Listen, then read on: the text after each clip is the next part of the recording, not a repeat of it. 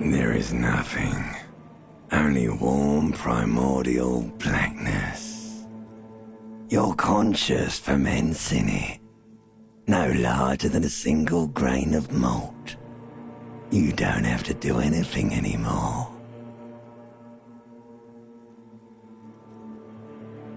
Ever. Never, ever. Never, ever, ever, baby. An inordinate amount of time passes. It is utterly void of struggle. No ex-wives are contained within it.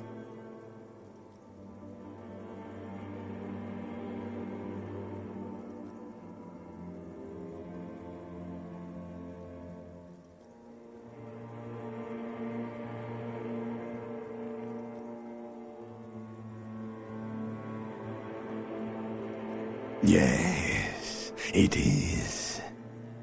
An awareness creeps up on you.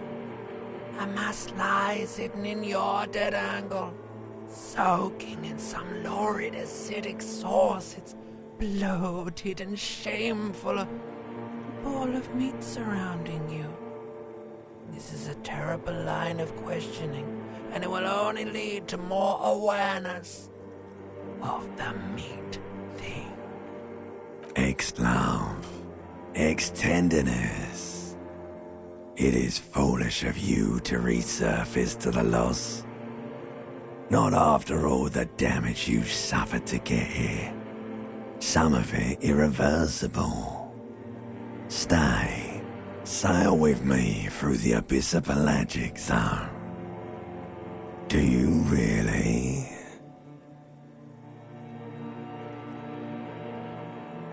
Alright, nothing town to fuck all borough.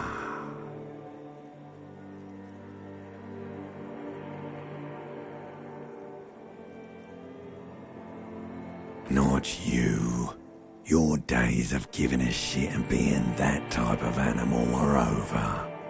The song of death is sweet and endless. But what is this? Somewhere in the sore, bloated man meat around you.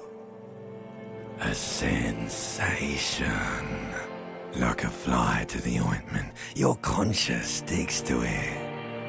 The limbed and headed machine of pain and undignified suffering is firing up again. You can take it. You're a champion.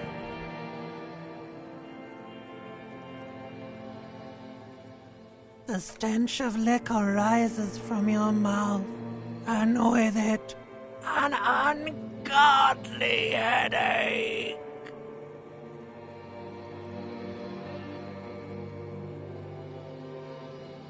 A fiery streak penetrates your skull, trying to force your eyes open.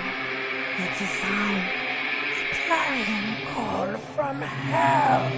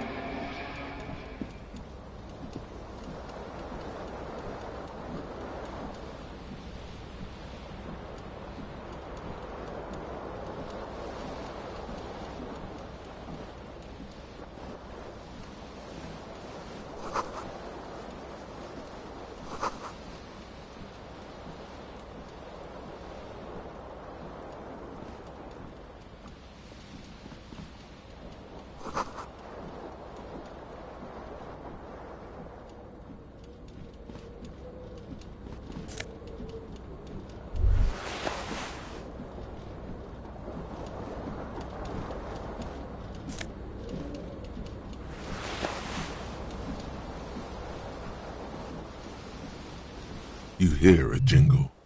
Keys are clinking in the pocket of your flare-cut pants. It says, whirling in rags, on the aluminium keyring.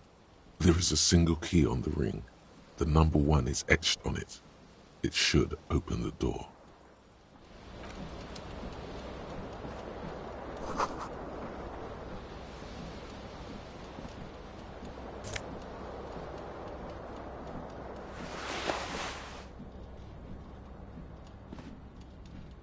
A mirror hangs above a bent and broken sink.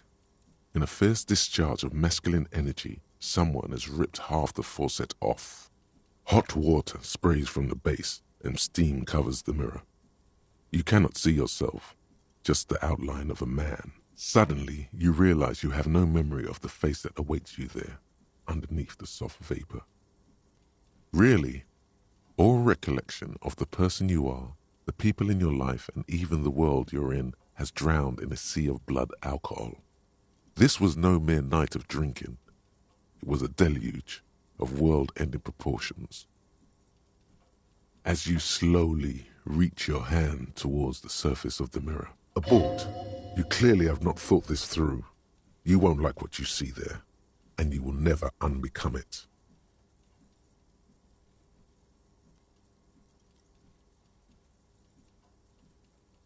Yeah, there is definitely something wrong with it. Where to even begin? There is the bloatedness, then the swollenness. It's like there's an upholstery of alcohol underneath your skin. Behold. You have no idea who this thing is, do you? Whatever it is, at least it's dead now. There's clearly rigor mortis on your face. Oh wait, is that an expression? Are you trying to make an expression with that face? Please stop. It's horrible. You're scaring yourself. You can't, can you? It's like it's not even voluntary anymore. You have worn that grin into your face, and now it won't come off. What does it even mean? What is the emotion you're trying to convey?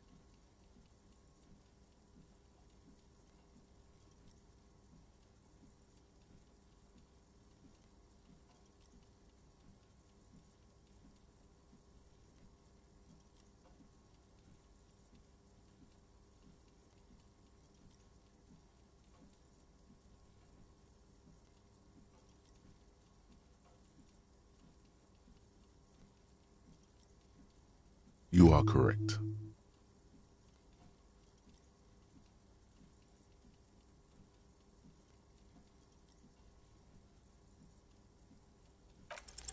Like the rest of you, it comes from a bad place somewhere in the past. That's all you know for now.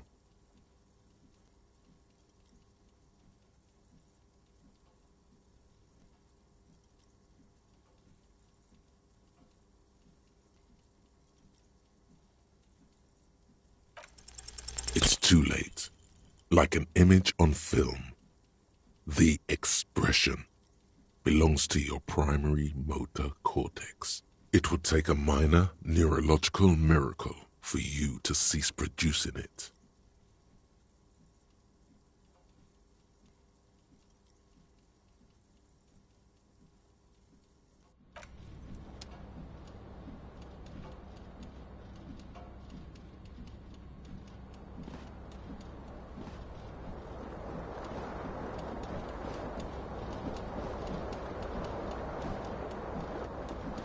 This fan has two chain pull switches. One ends in a tiny fan, the other in a light bulb. A truly horrific necktie has somehow attached itself, or has it been consigned there as punishment?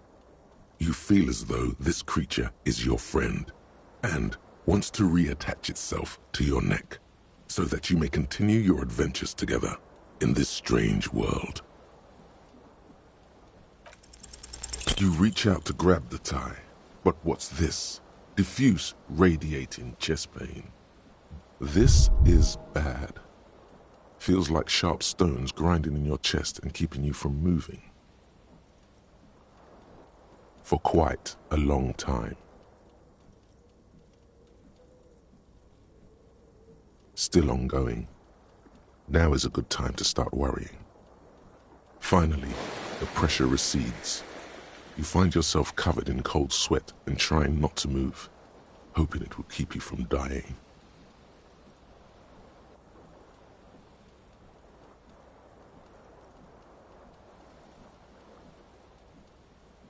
The blades come squeaking to a halt. It should be easier to reach the tie now.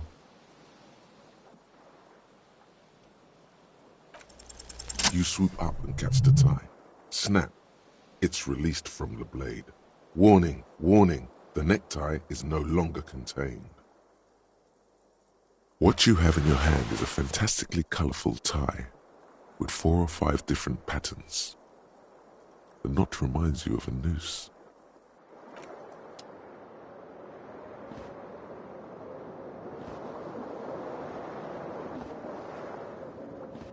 The window stands broken in its frame. Cold wind blows in. The morning light hurts your eyes. It's hazy, but you see the ocean and some war-torn buildings.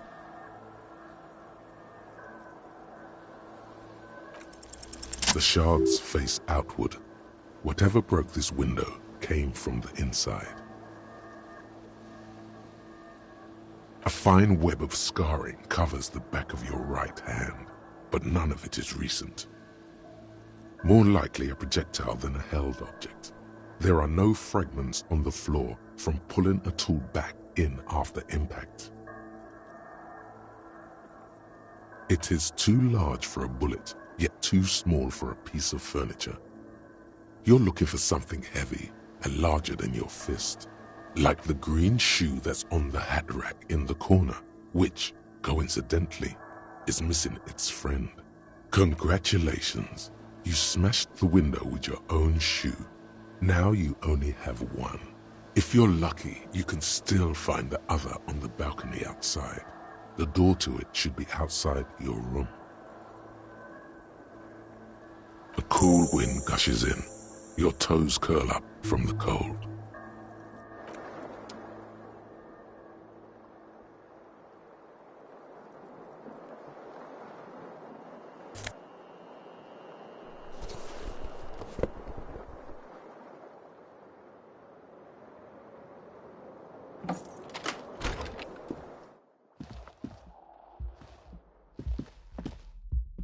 Hello, officer.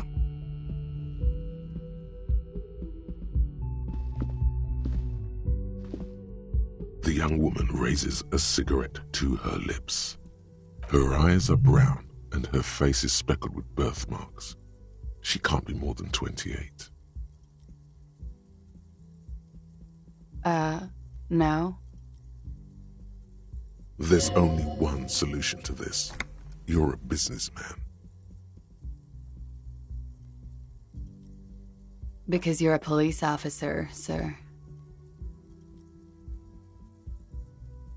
I'm not, unless you've been shitting us all this time. You've been here for 3 days, on official police business, no less. Couldn't say. In truth, so far, mostly drinking.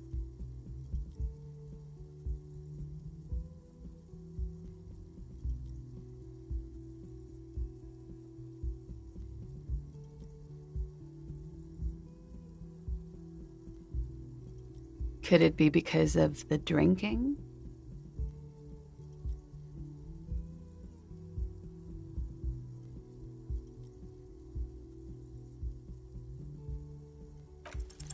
The words have already left your mouth.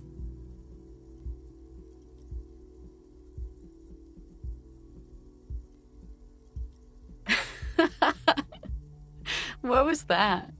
That's not even how words are used. What did you say? Come on, say it again. Come on, man. Freddie, please. One more time. Goddamn right you did. You crazy asshole, you.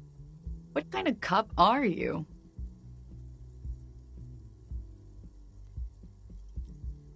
Don't be. It was funny.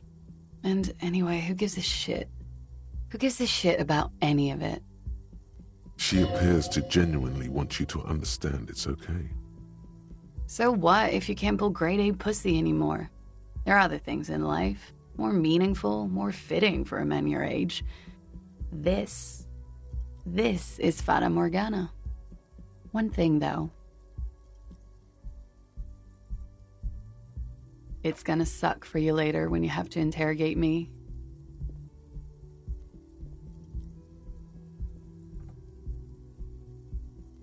And for the record, no, I didn't do it.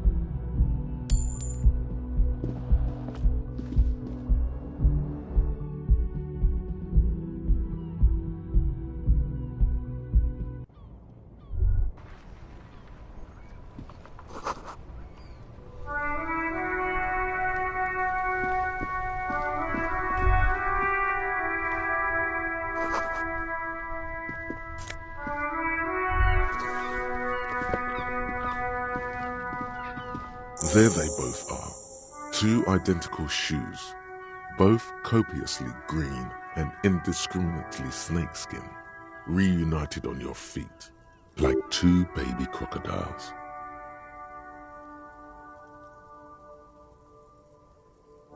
It's pretty clear a normal cop is not what you are. Good, they're balanced, comfy. Feels like the only good thing about you right now, truth be told.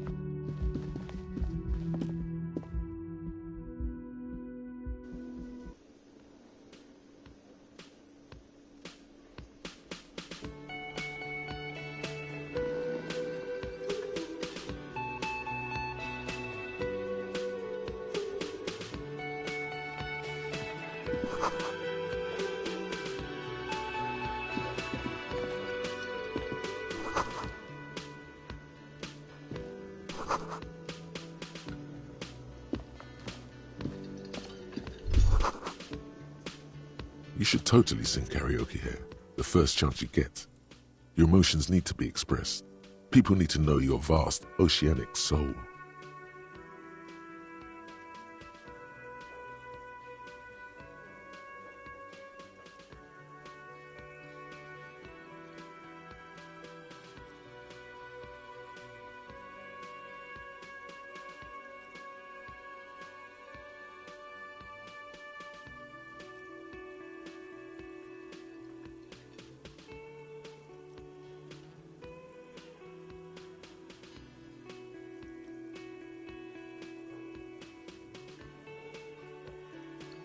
Exactly. It's measured through a PA system by other people. You have not yet stumbled on the right lamentation, but it's out there. It'll come to you. You will wreak havoc with it. Don't worry. Serves them right. Wipe that smirk off their face with your sad, tragic song. Who's laughing now? No one. You have to find something tragic to sing first, though.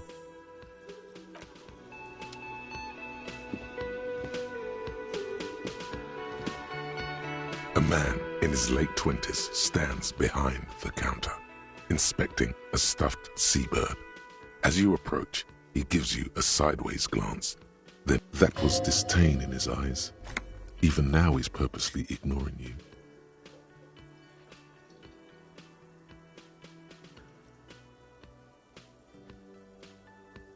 Oh no, you're a hero. A real hero cop. Could the massive property damage upstairs have anything to do with this? Am I? Or did you ride in, take the body down, solve the murder, and not trash my hostel room?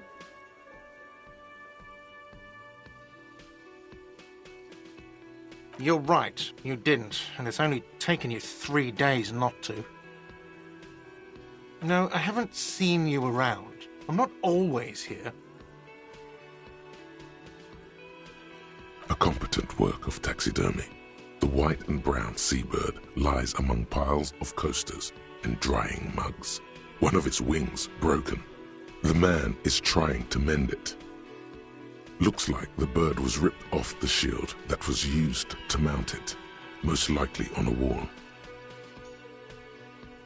Something about it makes you feel bitter. Look, your buddy is over there. Why don't you go and talk to him, okay? He pretends not to hear you, concentrating on the bird instead. No, I'm not the bartender. I'm the cafeteria manager.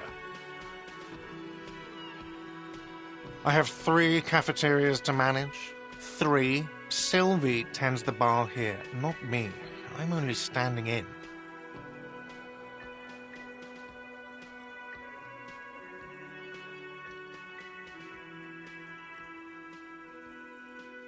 She just, you know... There's something there, and it's not good. That's all you know for now.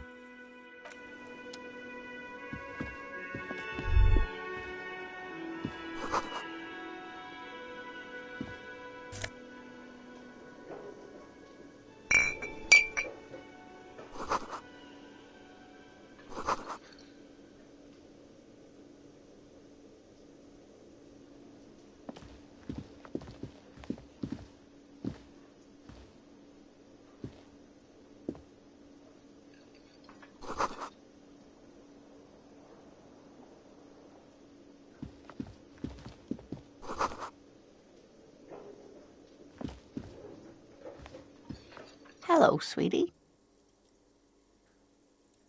You shouldn't keep your colleague waiting.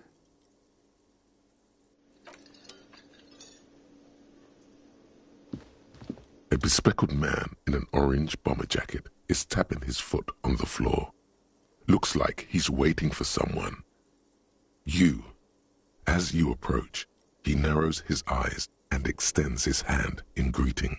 If an assault were launched on this building right now, if the windows came crashing down and the whole world descended upon you, this man would hurl himself in death's way to save you.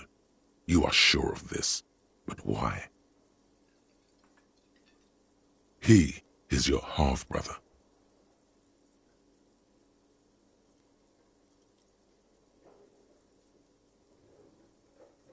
Hello, I'm Kim Kitsuragi, Lieutenant, Precinct 57.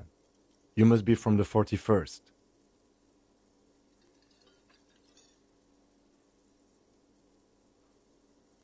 You realize he's waiting for your name.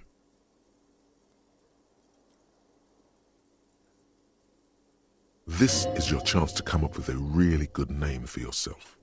Get creative. Conceptualize.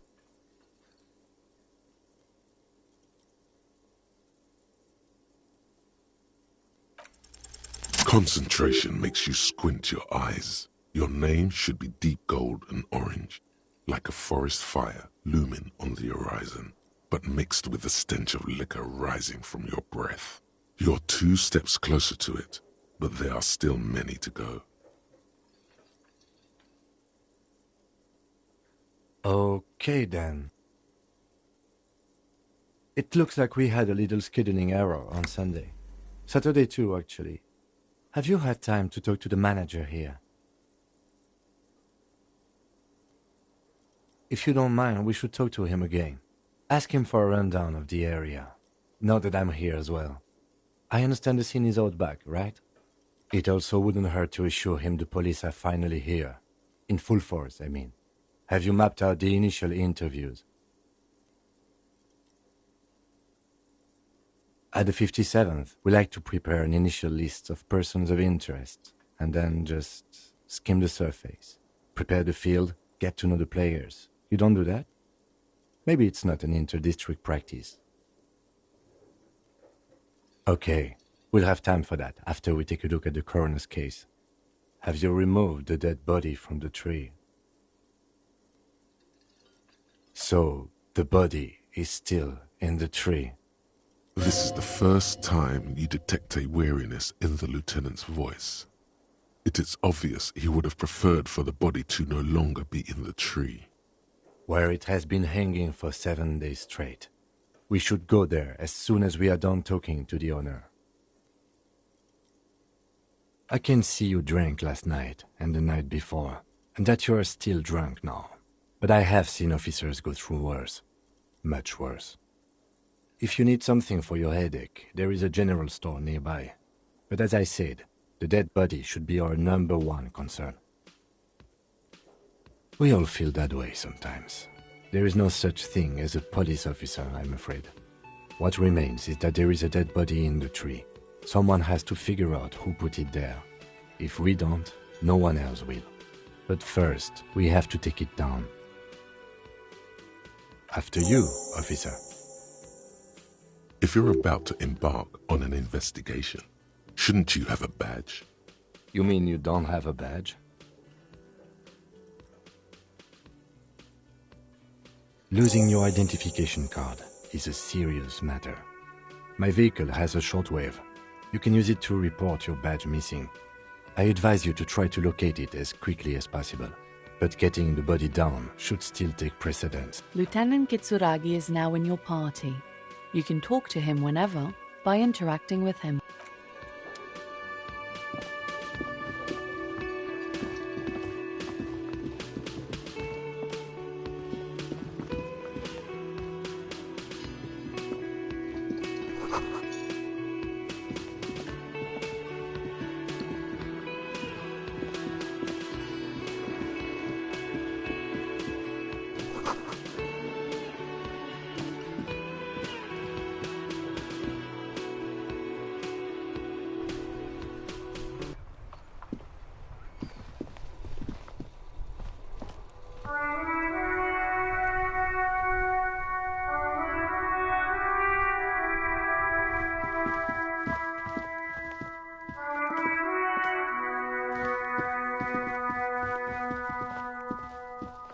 You see a set of tire tracks in the brown slush that covers the plaza mosaic.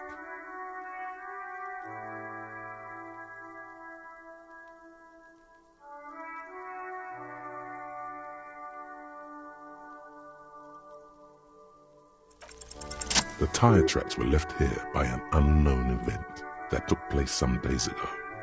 It's a message, written in the language of burnt rubber.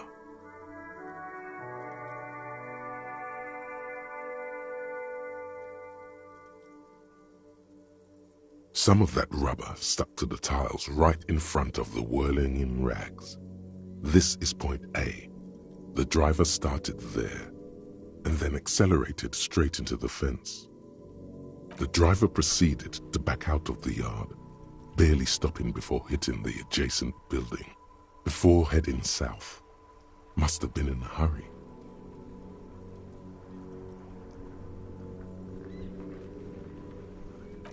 I'm not sure. There are plenty of traffic accidents waiting to happen in Martinez.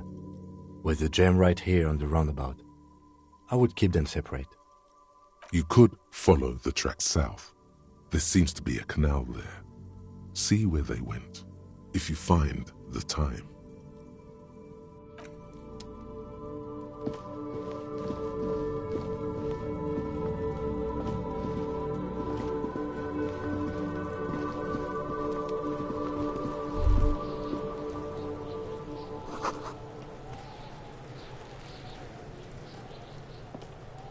Kuno's got this!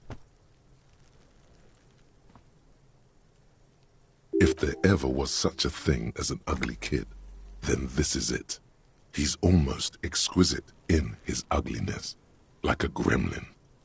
Oh yeah, nappa gumpy, Kuno!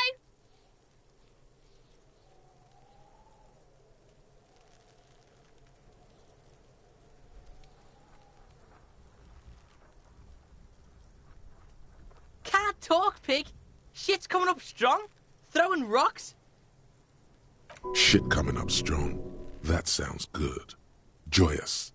You should hang out with this kid and see what that juicy shit is all about. I mean drugs. The kid's on drugs. Yeah, Kuno! Ride the lightning, Kuno! Kuno's riding it, see?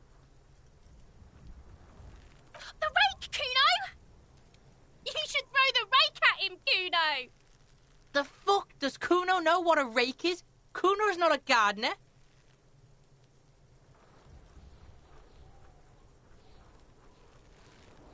We shouldn't do anything.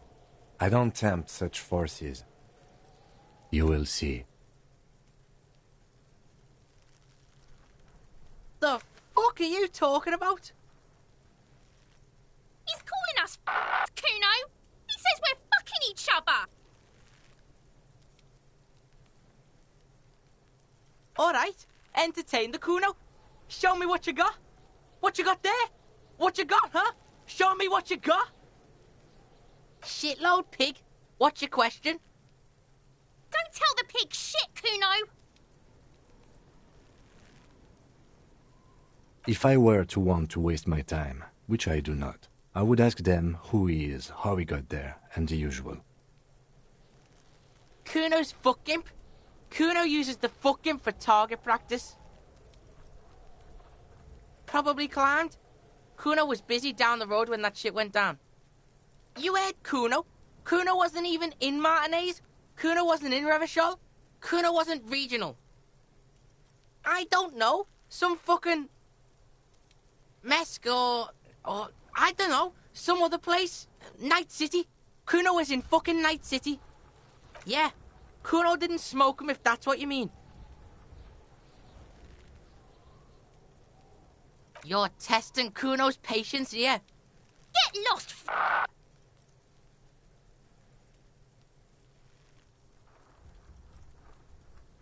Kuno's Kuno, pig?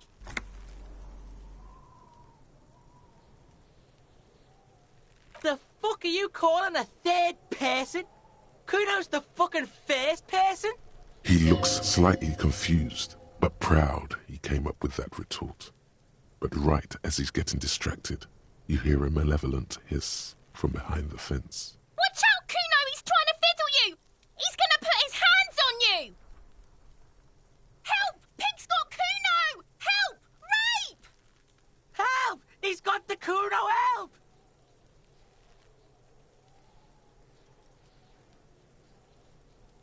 Yeah?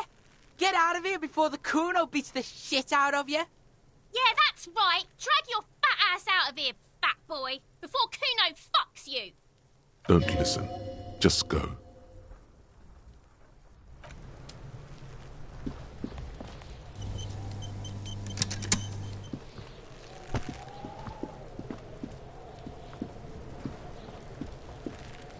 The corpse looks at you with bulging white eyes. The face around them does not look human. It's swollen and ready to burst. His lips are fish-like and his tongue like a ball gag in his mouth. You seem to be holding your breath. A cargo belt twists his neck at an unnatural angle. The body below appears stiff. It's letting out an ungodly rot. The smell seeps in even through your clenched nostrils.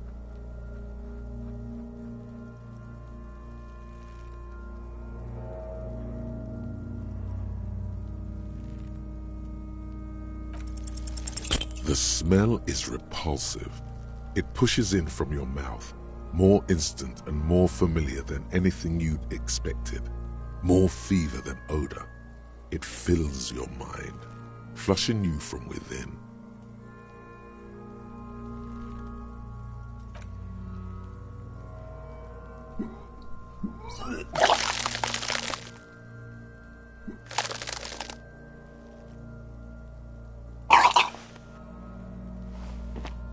You feel a great force ringing from your stomach. Your body curls and pushes it out, burst by burst, until a pool of vomit lies under your feet and your throat stings from the stomach acid. It's okay. Happens to everyone. Keep it. The hangover is clearly making this worse for you. You could use some ammonia to clear your head. If you can handle the headache, some officers use it to deal with cadaverine odor. Sure you do. You just threw up a lot. There is Frit nearby, east of the hostel. They usually have a small apothecary. If they don't, there's a greenhouse here, and a gardener with a wheelbarrow on the corner of the whirling in rags. If she works here, she might have something for the smell. Acquiring ammonia will provide a modifier to the white check. Modifiers make checks easier and allow you to retry them. Active decay. It's okay to throw up, officer. No one is judging. He's about to blow! Cop's gonna blow, Kuno!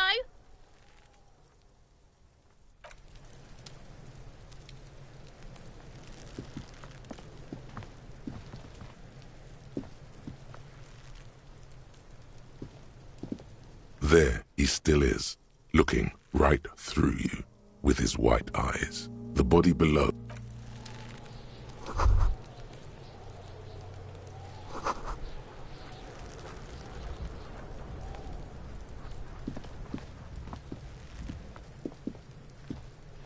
Kuno, the pig's getting pretty close to me. Come to snuff my shit out, I think. Looks like it's time for me to go, Kuno. Pig's come to take me in. I'm going away for a long, long time, Kuno. Going away for life. What's going on there? Fuck are you trying to pull, pig?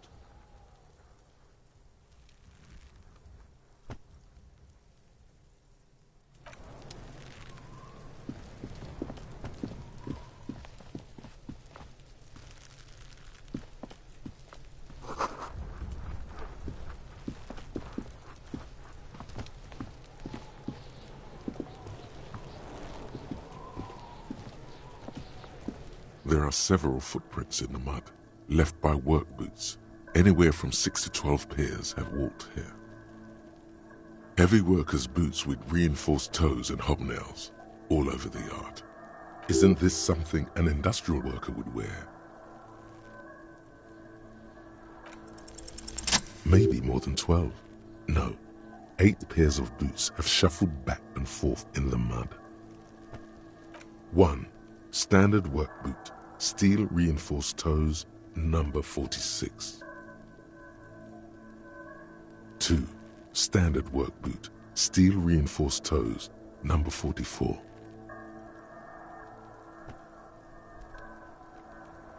3. Hobnailed work boot, steel reinforced toes, number 43. 4. Standard work boot, number 45 or 46.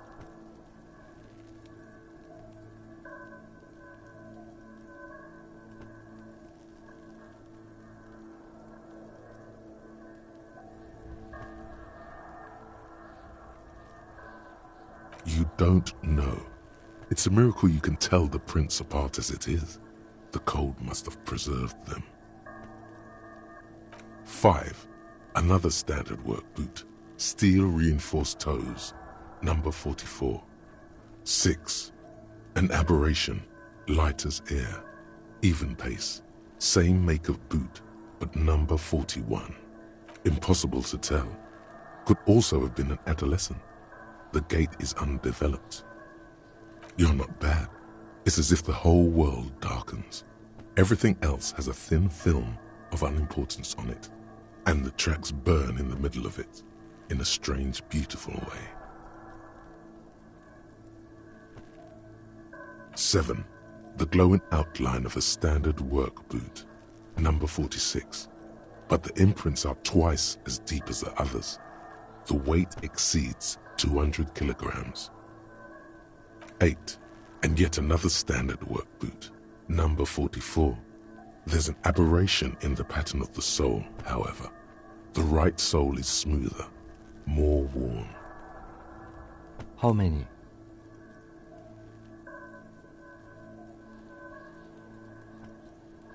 I was pretty off then. I counted 20. I never got the hang of it. Hyperopia. Do you see anything out of the ordinary?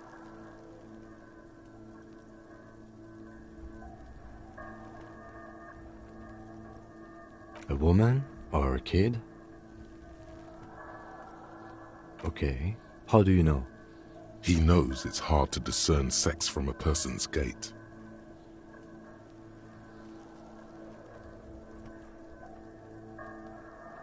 Understood. Anything else? 200? Could it be the combined weight of two people, one carrying the other who's tied up? Let's say a heavily built worker carrying a similarly built, soon-to-be-dead man. He might be right. 200 kilograms of living weight is unlikely.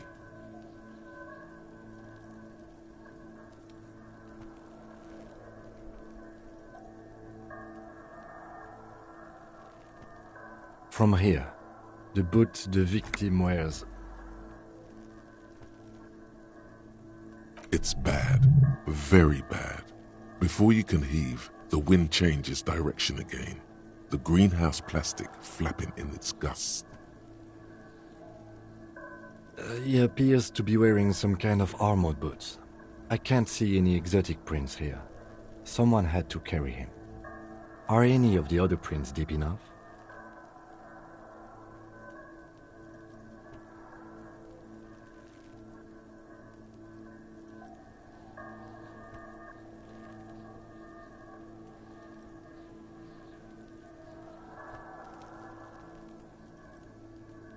Wind keeps changing. Are any of the prints deep enough in your opinion?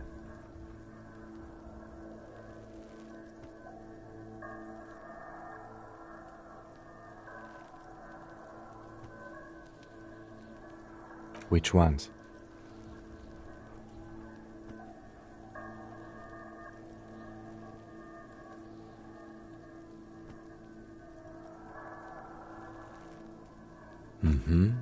I think we have arrived at a conclusion here. Possibly, yes. Interesting.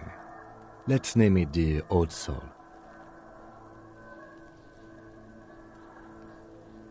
Someone operating a workbench with a pedal? Like a joiner at the harbor? Or maybe a drummer? He regrets it the moment he says it.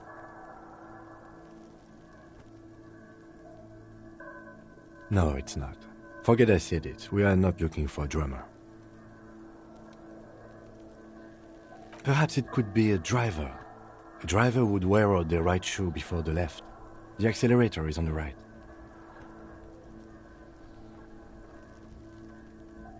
We should keep our eyes open around the traffic jam. See whether anyone strikes out as a potential suspect. Seems prudent, no?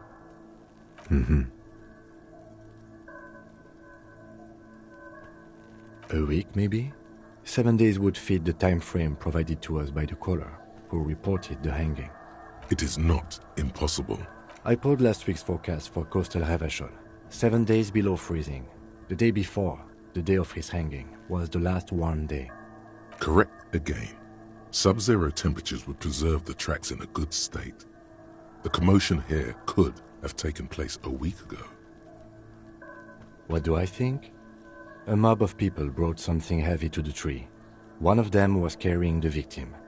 They shuffled around, especially under the tree. Then, after hoisting him up, they stood in a semicircle facing his direction. At first glance, this appears to be a lynching. Indeed. They all stood in a row here and looked at the tree.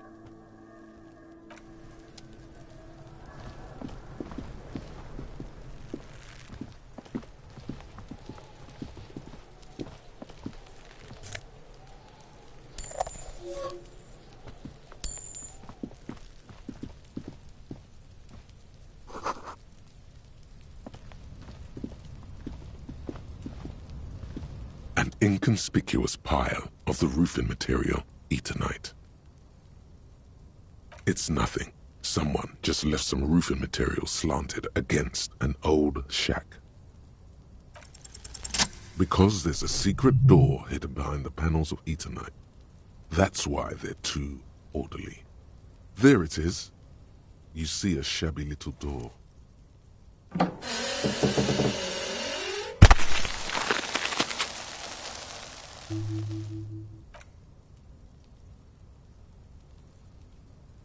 What is this, then? A tool shed? Let's investigate.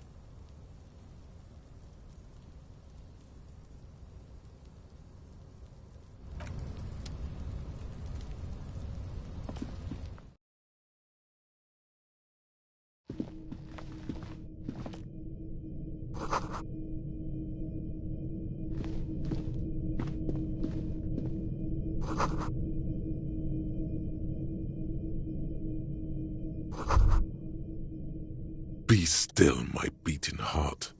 It's amphetamine. Sweet amphetamine. The lieutenant isn't studying the powder in the mirror. He's studying you.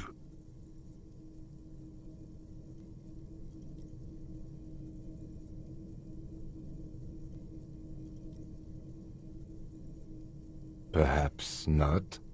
This is below our pay grade, detective. However, see that ladder there? It's probably another way into the industrial harbor, no? A secret path the local kids use.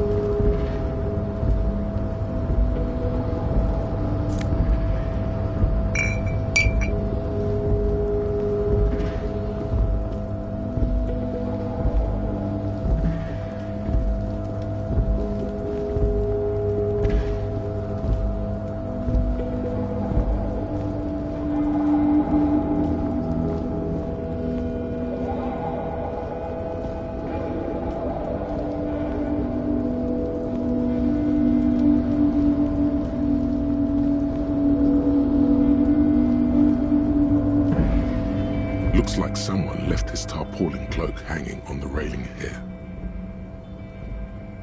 Yes, it's probably yours. It bears the RCM insignia, and you have a habit of being careless with your equipment. You could probably make the jump. You look like you've done some track and field in your day.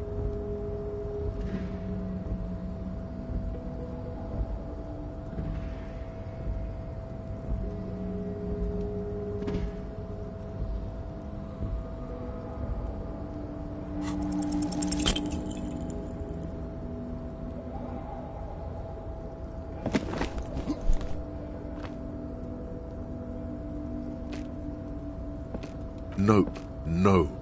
That's still too high. What were you thinking? You're not a gymnast. You're a boxer. And you've climbed way too high up here.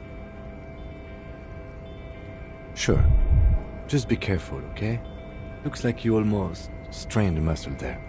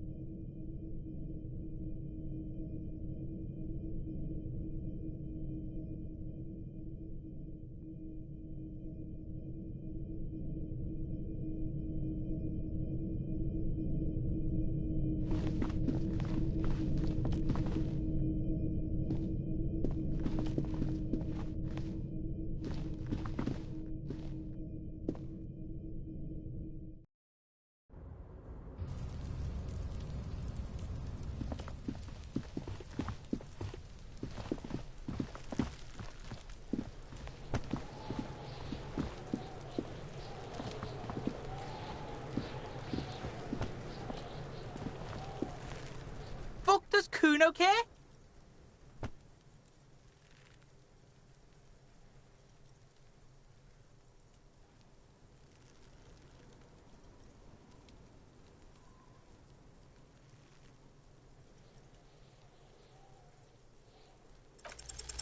He's on your crime scene, bossing you around. And he's been here for some time too. This is where he hangs out. You have to get more out of him. He could be useful.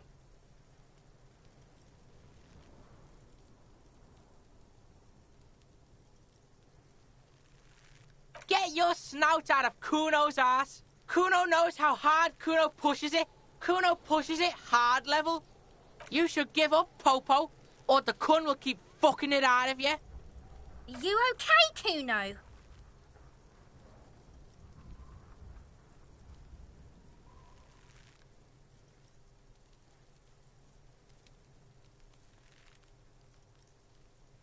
That went wrong.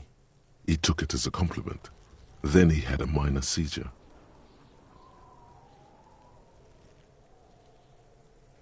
Kuno doesn't fucking... Fuck does Kuno care? You found Kuno's secret door to Kuno's secret shack. It was closed for 5,000 years.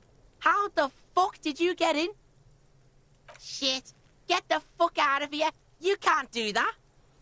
He can't do that, Kuno. He's trying to fuck at you again. Pigs can't displace. Can't do that teleport shit. How did you like it in there, pig old boy? Kuno's got a lot of cool shit there, right? Oh, that? Kuno decapitates pigs. That's just a Kuno demo tape.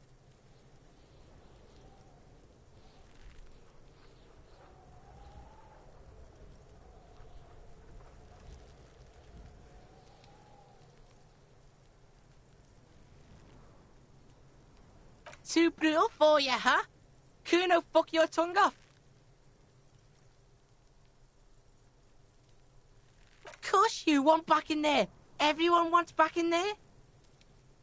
That's where Kuno gets his daily hit of electric. Kuno Shazam. Kuno rides the fucking lightning in there, pig. Bet you'd like to ride the lightning too, wouldn't you? You feel tired and old, but you could have that sparkle in your eyes. It's a vitamin, pig. Don't you know anything? You could use some. Yeah, it's the mag. You fucking need that shit to stay on top of your game. Kuno goes through like a tube a day, rips mag like a motherfucker, and you could use a battle. Oh, don't teach him, Kuno. He's gonna use it against you, Kuno.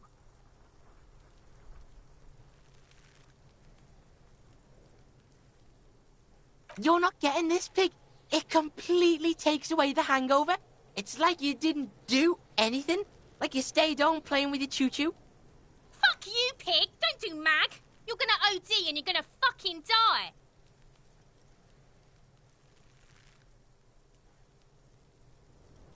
Is it? You got pretty fucked. Kuno's surprised you've still got your head after all that. Don't sweat it, drunk pig. Kuno will keep your nasty secrets. Kuno's not snitching. He's saying you climbed up there. He probably saw you do it. Course you fucking can. How do you think Kuno made all the docky boys his gimps? Just gotta fly, pig. Kuno knows. Kuno and C saw you shit yourself. It's okay, pig. Not everyone can face the fear Kuno style. That's all there is to it then. Don't be... Good call, Pigmeister. Don't come and talk to Kuno about his kingdom. Kuno doesn't fucking care.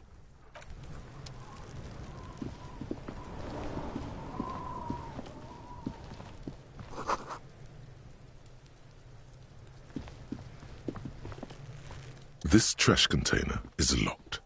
The sliding lid has a padlock that says, whirling in rags. There's something in there, not necessarily connected to the case, but still. The body is downwind from here. Maybe you prefer the smell of garbage to the smell of death. Trash? Food waste from the cafeteria?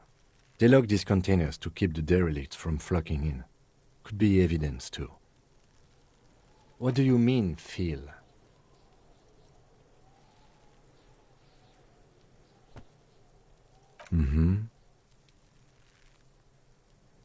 We could try using a pry bar. There's one in my motor carriage, or we could ask for a key from the manager of the Whirling in Rags. He probably has one.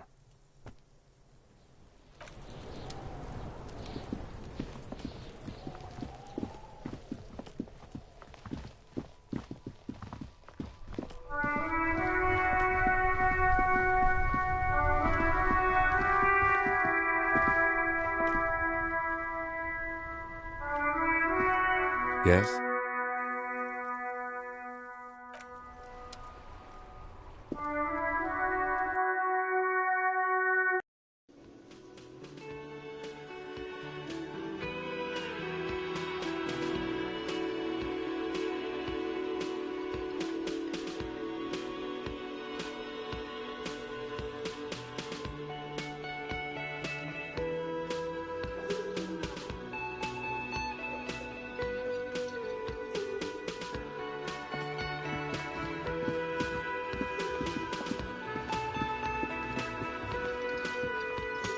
The man with the unimpressive beard notices you approaching. He drops the ledger he was holding and turns to the lieutenant. Mr. Gart, right? You run this place. Yes. I am Kim Kitsuragi from Precinct 57. This is an inter-district investigation, so joining me from Precinct 41...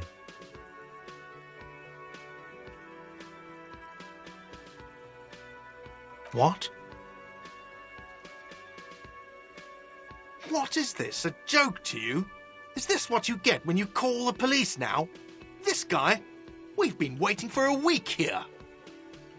Sir, I understand your concern, but we are here to do a job. And for us to do it, I need you to stay calm. Yes, of course. For a moment, the cafeteria manager fidgets under the lieutenant's gaze. Then he gives in. I know it took us a while to arrive at the scene, but it also took you a while to call us. It was you who placed the call, correct? No, I only just got here. It was probably Sylvie who called you. She usually works the bar here. I'm only temporarily taking over her duties. Do you have her number? As a matter of fact, I do. You said you just got here. From where? Are you a local? What, of Martinez? No. I live in Jamrock. I only sometimes come here to keep an eye on the place. This is just one of the many, many cafeterias I manage. But you still know your way around, yes? In case we need directions. Yes, I know where some things are, but as I said, I don't live here. I just used to work here. And I'm not going to start working here again, if that's what you think. I didn't imply that. Detective. I have everything. You? Yes, yes. He means, do you have questions for me, like a police officer would?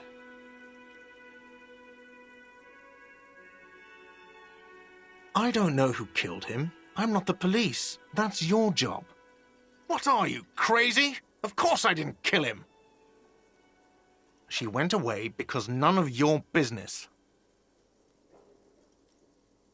Oh my God, what is your obsession with this Sylvie person? Get over it.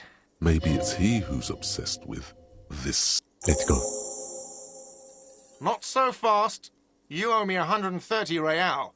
No one is saying the multi-pattern necktie you found tied to the ceiling fan can talk.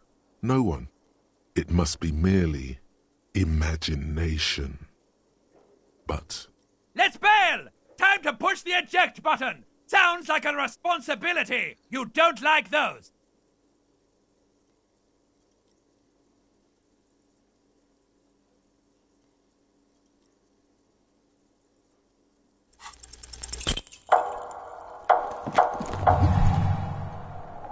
One moment you're running like the wind, then you've suddenly turned around and are giving him the finger, furiously, with both hands. Why?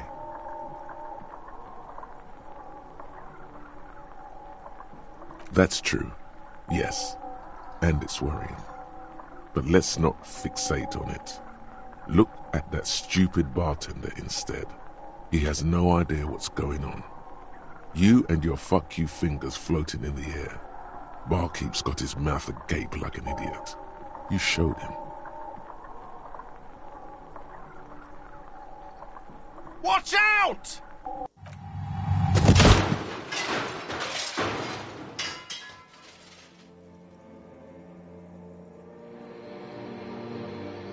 Everything goes back so soon. It was no accident. Those were disco moves from your spinal cord. The spinal cord has yet to reveal itself to you. Its mysteries are unholy mysteries. If it comes off like that, it's because it is.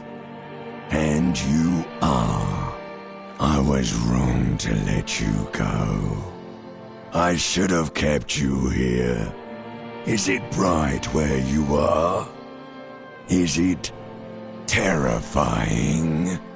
Have you felt the love?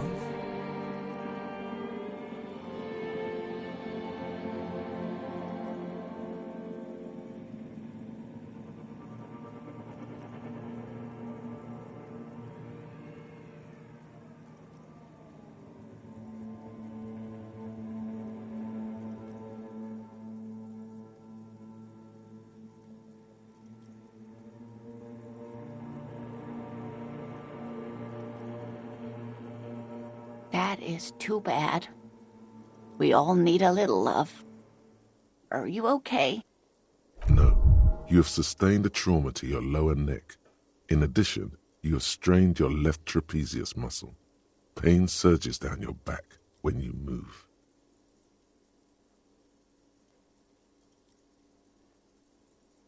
The chair took the brunt of it. Don't worry. Are you sure, ma'am? Yes, yes. Check on him. Sir, I didn't mean for this to happen. I'm sorry. This has always been a cop-friendly place. The drinks are on the house, okay? There were a lot of drinks on the tab. I still have to charge you for 3 nights and the broken window, though. That's 100 square. Not entirely cool. You still owe me 100 real. If you don't have it by tonight, I can't let you back up there. And for God's sake, watch out for yourself.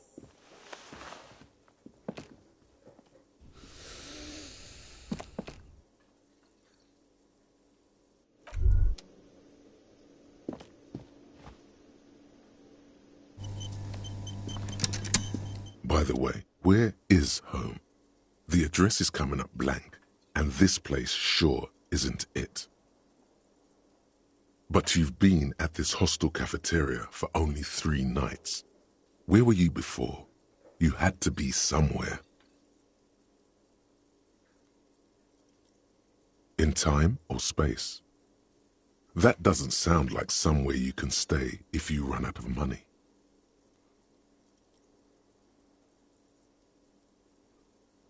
You can try. Run some addresses in your head when you get the time.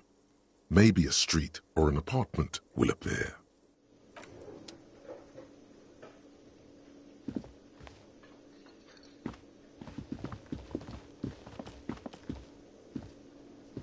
Can I help you? Mine? No, it belongs to the Whirling in Rags. Thank you for clearing that up. Why do you keep the container locked? Why? To keep the hobos and drunks out. That's why. And the neighbors, too. They put their trash there, and they don't pay for the garbage. I thought as much. And are you the only party with access to the trash container? Well, yes. Us and the garbage disposal company. It seems a little callous, doesn't it? Something stirs in you. Prod at him and find out.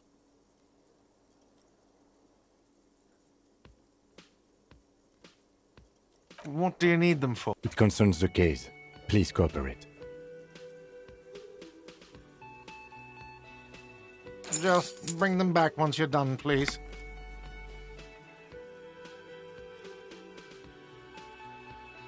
Yes, have you got it? A lot. For the room and broken window? Like what? I was really enjoying talking about the money you owe me. What thing? What are you, a cook now? That's none of your business. He wasn't pan-fried, he was lynched. What could the kitchen possibly have to do with... Fine, okay. The kitchen is closed until 1 p.m. because the cook is working. You can snoop around after that, if you must. What? By the way, you should come back to this thing-based questionnaire if you see anything interesting in the whirling later.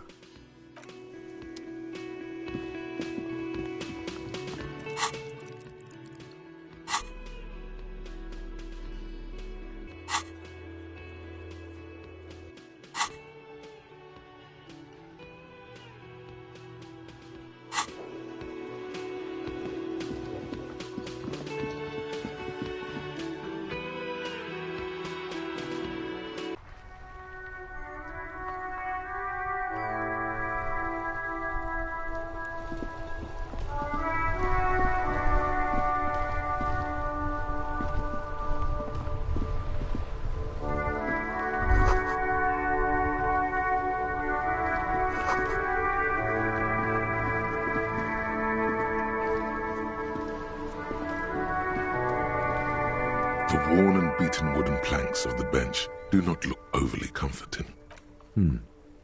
We can sit on benches. You can revisit the bench if you ever need to pass the time when Lieutenant Kitsuragi is gone.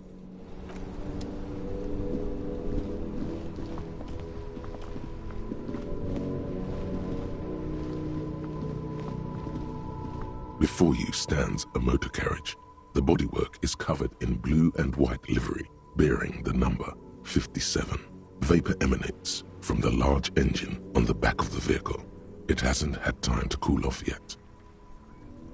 This must be the infernal machine that tore you from oblivion.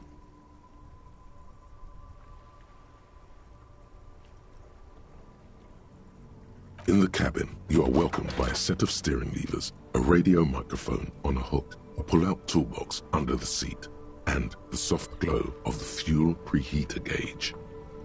The frequency tableau lights up, and a green button labeled Prime Line glows like a feel. The soft purr of electrical kittens, radio waves cast far and wide over the metropolis. A woman's voice greets you through the static. This is Precinct 57. Hello, Lieutenant. How may I assist you? Hello, Alice. Please assist our colleague from the 41st Precinct here. I'm putting him on. Operating the radio is easy. Just be confident. You've probably done it 1,000 times. This is Officer Alice Demetri, Precinct 57. How may I assist you?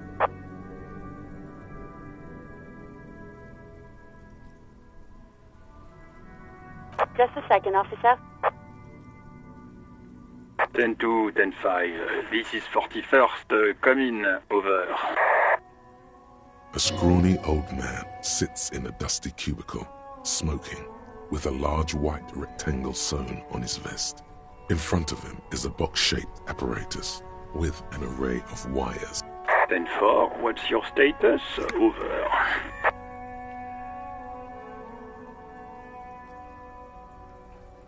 10-18, 10-20, over. State your message, sir. Over.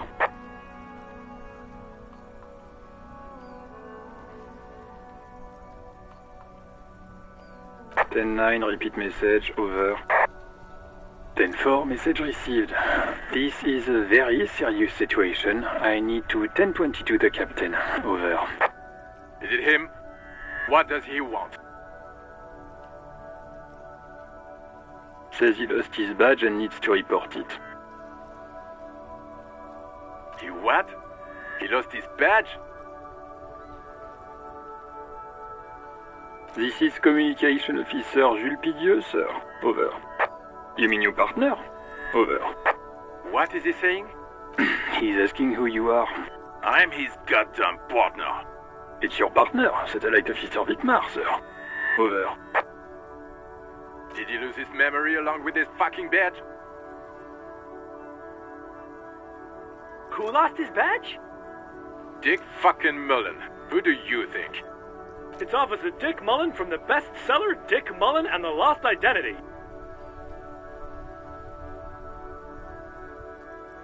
Dick Mullen is not your name. It's the name of a fictional detective who would not lose his badge. Defend yourself. Immediately. They're laughing at you.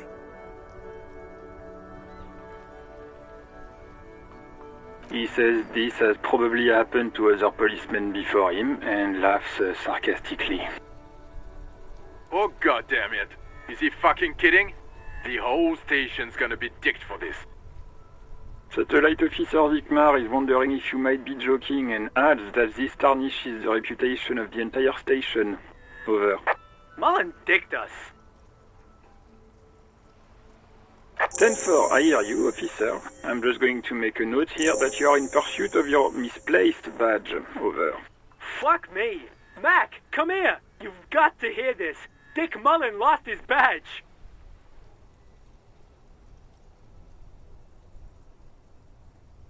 What's going on? Super Cop here lost his badge. He lost his what now? His badge. He lost his goddamn fucking badge.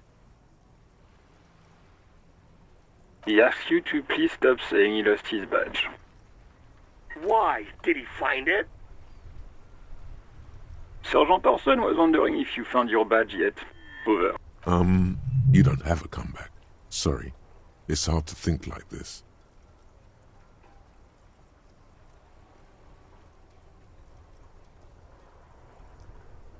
He's not replying. Looks like he's still looking for it. 10-9, come again. I didn't get that. Over. New heights even for Captain Sober. Ask him. Ask him if he's lost his gun, too. Sergeant Orson wants to know if you lost your gun, too. Over. Check your pockets. Check your... Holy fuck. You don't know where it is, do you? No. It's gone. It's not fucking on you. Don't sweat it, Bratan.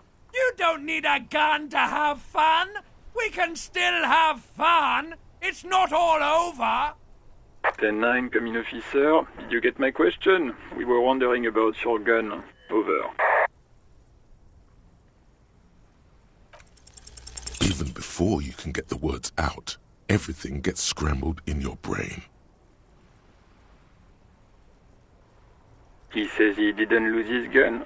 Or his fun, whatever that means. Ask him to describe it. His gun. Not his fun. Just the gun will do.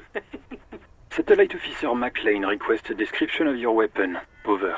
Oh, request a description, huh? We'll give him one. Describe the plasma gun.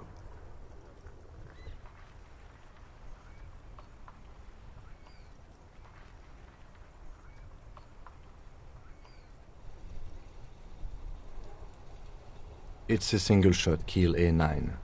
An armistice, to be precise.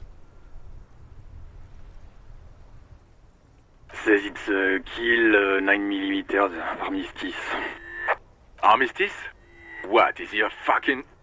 Clearly he doesn't have his Villiers anymore. Dear God, he lost his gun. Oh my, I can't. This isn't really a laughing matter. Mac can face a giant of Coco Noor by himself, but Disco here made him piss his pants. Oh, I can't. Fuck. He lost his... Ask him if he still got his wiener. Oh, man. I'm not going to. Ask him. Sergeant Orson here is wondering if you are still in possession of your genitalia. Over.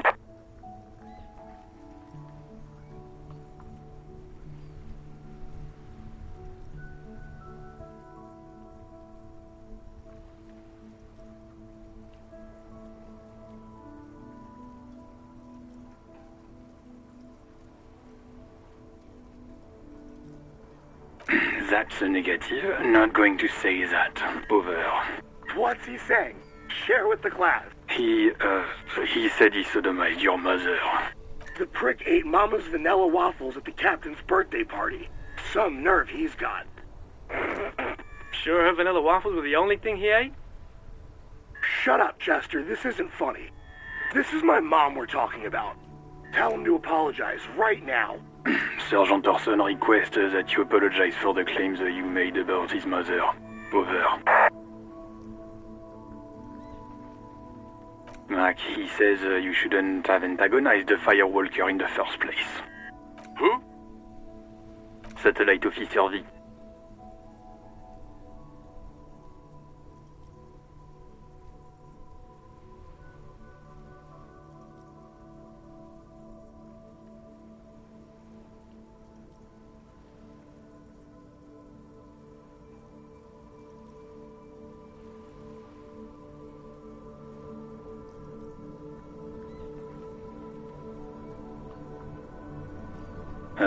I'm afraid he might be referring to himself as Firewater, sir. Firewater? He's lost it. Satellite Officer V.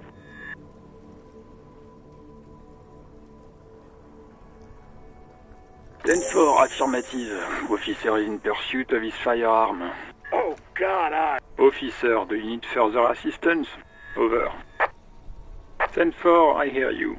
I don't have the authority to grant your request. What does he want? He's asking for money.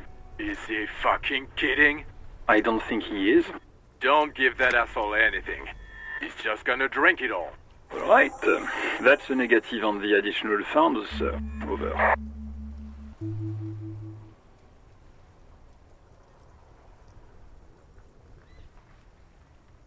He says he's in trouble, doesn't have a place to sleep. Well, I guess he'd better crack the case before sundown then. Vigmar said... Enough, officer. This begging is below your dignity.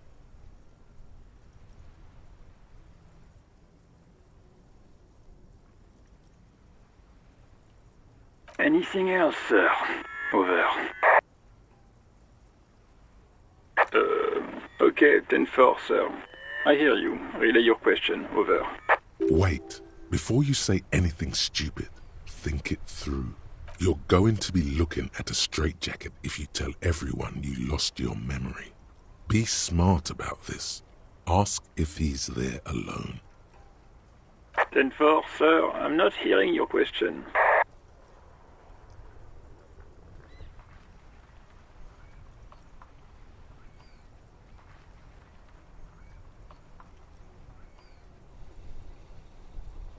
Ten-9, repeat message. I didn't get that, sir. Over. What? What is it?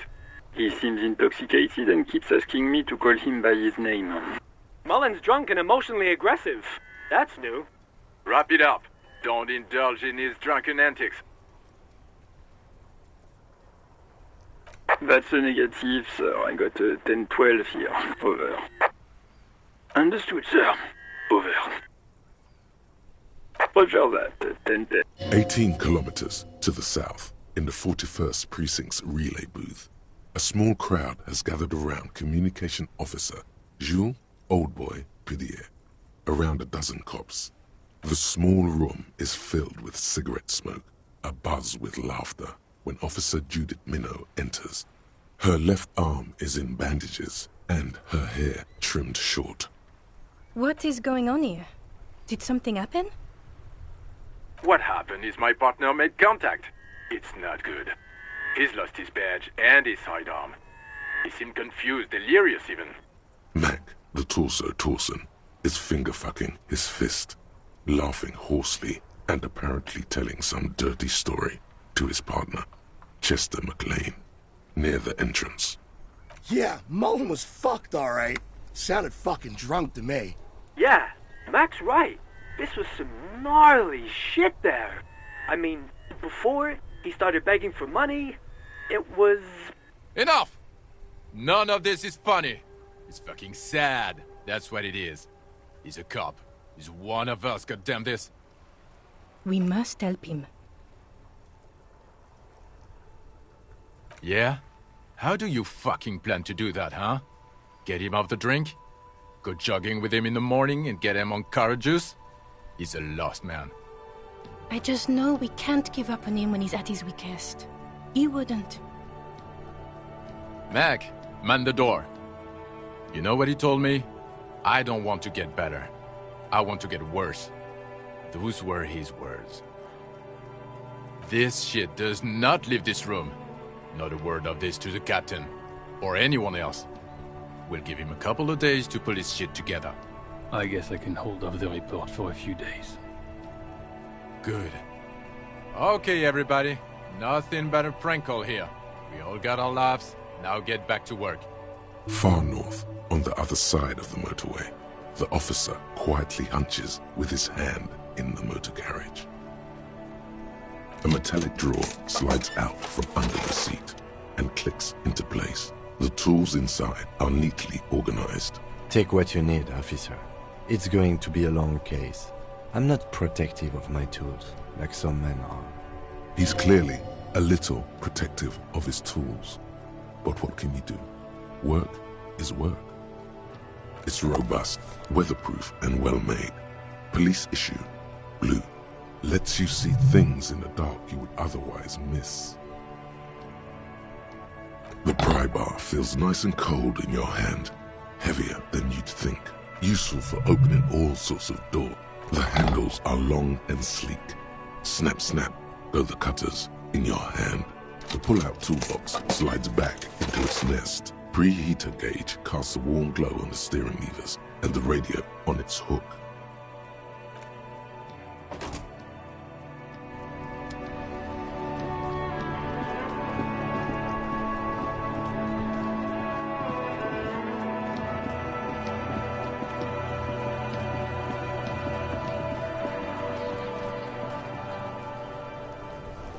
This trash container is locked. The sliding lid has a padlock that says, "Whirling in Rags."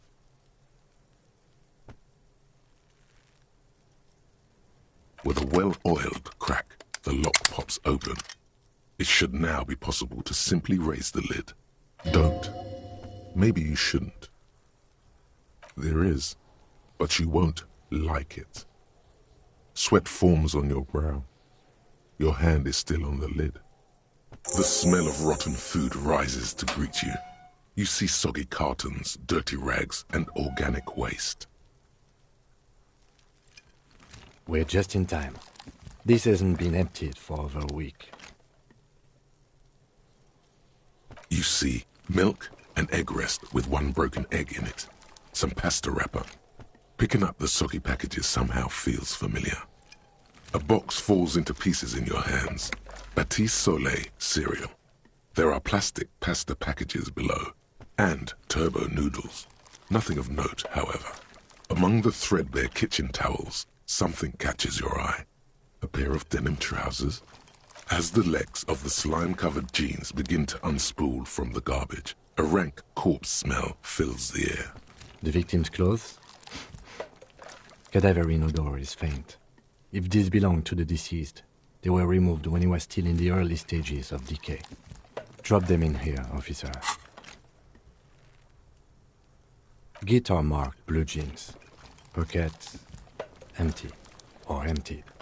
He wore them with a belt, too, a white belt. The loops appear stretched, but the belt is missing.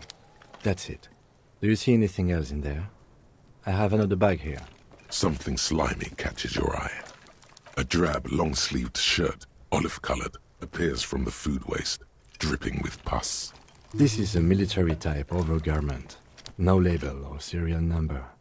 This is the kind of rib-knit shirt that's worn over light armor to conceal it in an urban scenario. Anything more? The rest of the rags are just kitchen variety waste. A yellow old mug that catches your eye. But other... All right. We should go to Gart again and ask if he knows who put the clothes in the trash.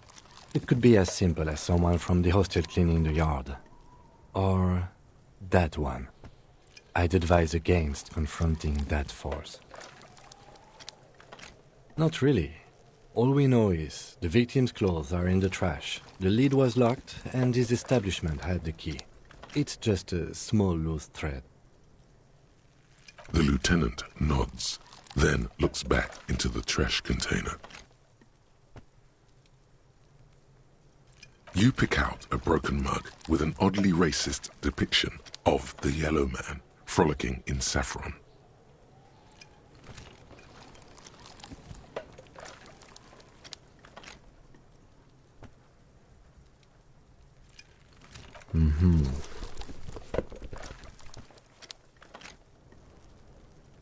You've acquired an interactable item. Investigate this item further by going to the Interact tab in your inventory. It's just organic waste, cold and nothing. It's nothing. Nothing more to see here. What's this? A blue piece of plastic sticks out from the apple peels. It's shiny. Looks like the corner of something. Something larger. A clipboard. A blue plastic clipboard with moist papers hanging from it. They look badly damaged, but you can still make out forms and notes, written in a man's handwriting. Officer, is that your paperwork?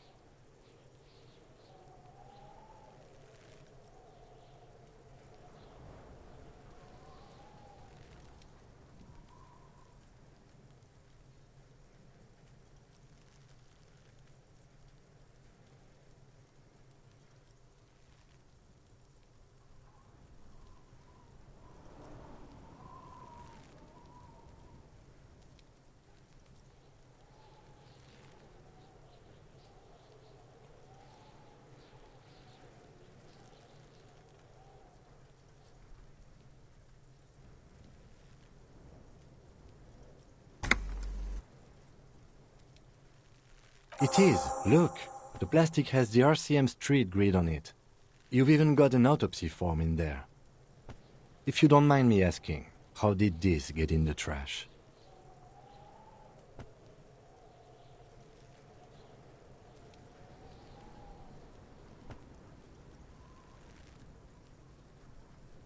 Boring. Try dangerous. You should do a thorough inventory of that. Be sure some has not fallen into the hands of the RCM's enemies, organized crime or worse.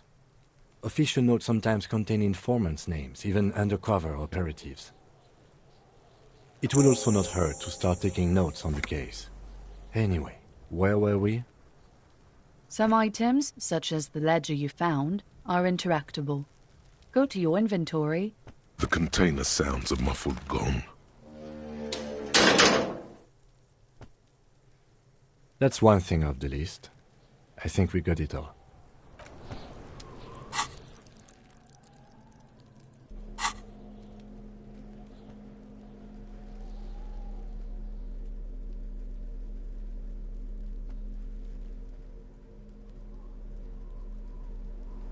It's just a racist mug. What's there to read here? Not much.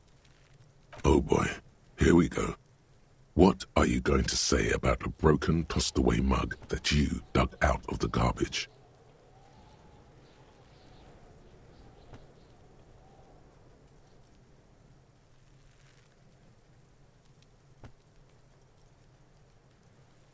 But it was in the trash. Why not just call it out when you see it? Or do some volunteering work? Just finish your case, detective. It's the ledger you found in the trash. A pitiful cabbage of white and yellow papers hanging from plastic board, barely held together by a metal clip. This sad display is made complete by the faint smell of urinal cleaner. There's a piece of toilet paper, or is it cleaning tissue? No, it's toilet paper, desperately sticking to the back of the blue plastic clipboard. It's a metaphor for you. Below the pathetics, terror. Do not look into its blue heart. It's just toilet paper sticking to the back of the plastic clipboard. You can take it off if you want. Still wet, the toilet paper peels off the plastic easily. All you have to do is shake it off with your finger and voila! The ledger now looks marginally better. An aluminium block runs the width of the board, biting down on the paperwork. Its crocodile teeth are the only thing keeping the papers together. A regular pencil, the tip worn down to nothing, has been attached to the clip.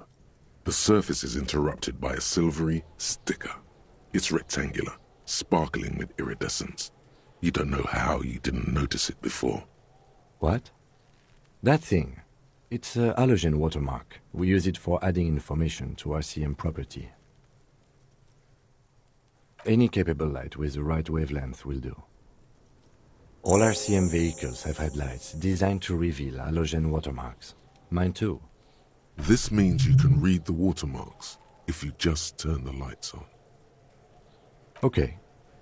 While a bunch of sodden papers sag from the clipboard in your hand, they're not exactly white. They're yellowed in patches by sunlight and alcohol and covered in dense blue handwriting. Ink escapes into watercolor patterns, reaching its tendrils across entire pages. The paper itself is checkered with faint red lines, forming short paragraphs. Once in a while, there's a red stamp that exclaims, "Case files commit to paper." The case files themselves are plenty. You count more than 100 sodden, crumpled up, earmarked pages falling apart in your hands. They appear to be sufficiently organized and extremely dense, if mostly illegible. Work, strife, poverty, the Jamrock Quarter. These are handwritten logs of investigations dating back to January 51, this year. The exact number is hard to estimate due to missing pages and an odd naming convention. But there are at least 20, maybe 30 cases undertaken, not completed, mind you. It's the middle of March. You have attempted 2 cases a week on average. Huh? 2 complex cases to undertake is a lot, yes. You really have to push yourself. I would not suggest it, lest you start making mistakes. 2? That's a lot. I didn't mean to say you are making mistakes, by the way. That was presumptuous of me. That's okay. We all do, sooner or later. Like a fan of girls, the checkered papers dry in your hand. The handwriting is extremely dense, if mostly illegible.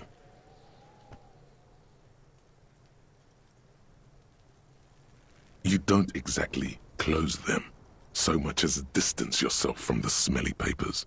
They're a little further from your nose now.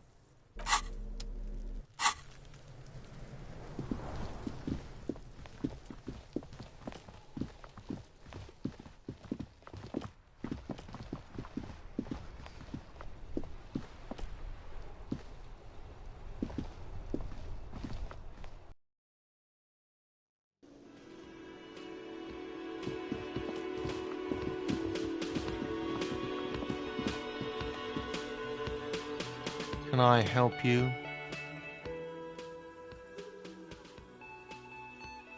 Thanks. I hope you found what you were looking for. How strange. I certainly didn't put them there. Sylvie had the keys before I got here, and I can vouch for her. I can vouch for all my staff.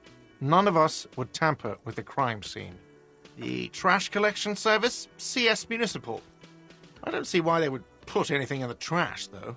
Ah, the elusive CS Municipal. I doubt we'll be able to track down who was sent here last and when. This will have to be one of those little threads that solves itself down the road.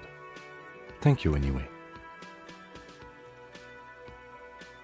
I think fugue states are more your forte, officer. Yes. Another thing. Great. I love those. Yes, not the whole damn union, thank God. Just they come here in the evenings. Dumb, unruly types. Think they're big shit. But they're good customers. They place big orders and always pay on time. He hates the union, but grudgingly recognizes its power over him. So he's directing his frustration at you instead. Retaliate. I don't. I'm simply providing a service, or really facilitating the offering of services to paying customers, and it doesn't matter. I don't have to explain myself to you. We should find out who this Lord faction is, occupying the booth. Loudness means talkative, and we need info. We don't. We have to wait. They'll show up sooner or later. Men get hungry, even striking men. If not today, then they'll be here tomorrow. Yes?